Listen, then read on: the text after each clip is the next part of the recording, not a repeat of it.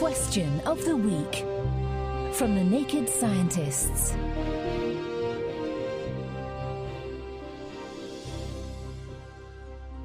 Hello and welcome to Question of the Week from the Naked Scientists with me, Dr. Hannah Critchlow. In a quest for pleasure, we ask if our choice of cutlery alters our food's flavour. Hello Naked Scientists, my name is Fabian Weller and I'm calling from Dubai. This is my dad's question. Does metallic cutlery really affect perception of food taste? For example, common wisdom tells that caviar should not be eaten from steel spoons, and for gourmet occasions, often porcelain or bone spoons are used. How much of this is a fancy myth? Professor Mark Miadnovich from University College London sinks his teeth into this question. Well, I've got some cereal here. I'm eating it with a silver spoon. I wasn't born with a silver spoon in my mouth, but I've since acquired some. There's a slight taste from the silver, as I expected, because we actually did some experiments making spoons of different materials in the lab. We made them with gold, silver, tin, copper, zinc, stainless steel, of course. And we did blind taste tests with just the spoon alone and found that people are very sensitive to the different tastes of the different metals. In fact, can distinguish between them very clearly. They find them to be, to a greater or less extent, bitter, metallic, unpleasant is another adjective people use for some of these metallic tastes. And that, we found out in the end, was due to something called the electrode potential of the metal. So its ability to react in the mouth and produce ions of a particular type. So in the case of a copper spoon, copper ions, and in the case of silver, silver ions. So the least reactive metals are the ones you'd expect to taste least, and that's broadly what we found. So metals produce ions in your mouth, and the more reactive the metal, the stronger the taste produced.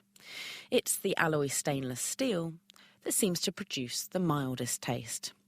But do some foods taste better with different materials? Professor Zoe Laughlin from University College London led blind taste tests to find out. Specifically something like a boiled egg, for example, where the sulphur really reacts, and a material like silver is a really bad idea because it tastes really foul, whereas gold is quite delicious.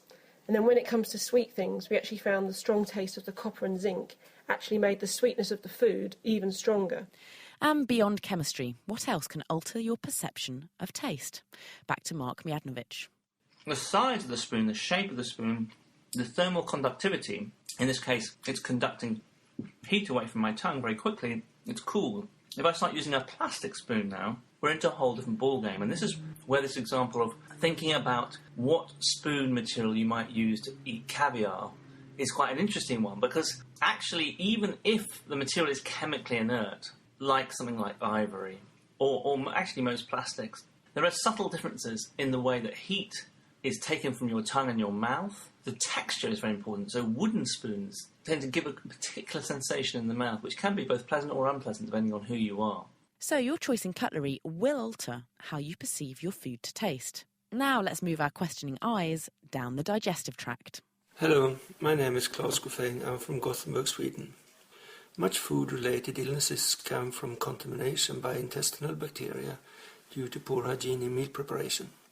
So the obvious question is, will the person whose bacteria got into the food be sick as well? So, can your own bowel bugs make you sick? Or can they only make other people sick? Send your thoughts to chris@thenakedscientist.com, tweet @nakedscientists, write on our Facebook page, or join in the debate on our forum, which is at nakedscientist.com/forum. The Naked Scientists Question of the Week, brought to you in association with the How to Wisman Foundation, supporting science and education from Alpha to Omega.